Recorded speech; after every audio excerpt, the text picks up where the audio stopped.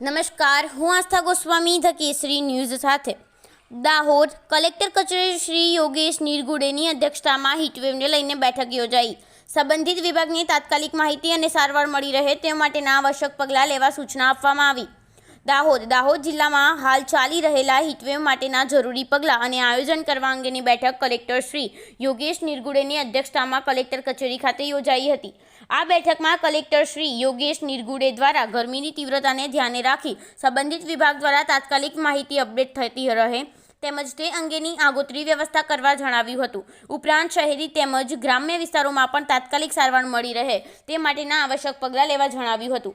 સખત ગરમી સામે ઉપચારાત્મક પગલાં લેવા તેમજ તાત્કાલિકપણે સમયસર એમ્બ્યુલન્સ પહોંચે, શહેરી સાથે ગ્રામ્ય કક્ષાએ પણ પૂરતી માત્રામાં ORS ઉપલબ્ધ રાખવા, પ્રાથમિક સારવાર માટેની વ્યવસ્થા કરવી તેમજ ભર બપોરે સામાન્ય નાગરિકો સહિત નોકરિયાત વર્ગ પણ કારણ વગર બહાર ન નીકળે તેની ખાસ તકેદારી રાખવા તેમજ મનરેગાના કામોમાં શ્રમિકો માટે જોઈતી પૂરતી વ્યવસ્થા ઉપલબ્ધ કરવા ઉપરાંત સોશિયલ મીડિયા થકી પણ હીટવેવને લગતી અગત્યની સૂચનાઓનો ફેલાવો થાય અને હીટવેવથી બચવાના ઉપાયો જેવા સંદેશ દરેક લોકો સુધી મળી રહે તેવા પ્રયાસો હાથ ધરવા કલેક્ટર શ્રી યોગેશ નિરગુડેએ સૂચના આપી હતી.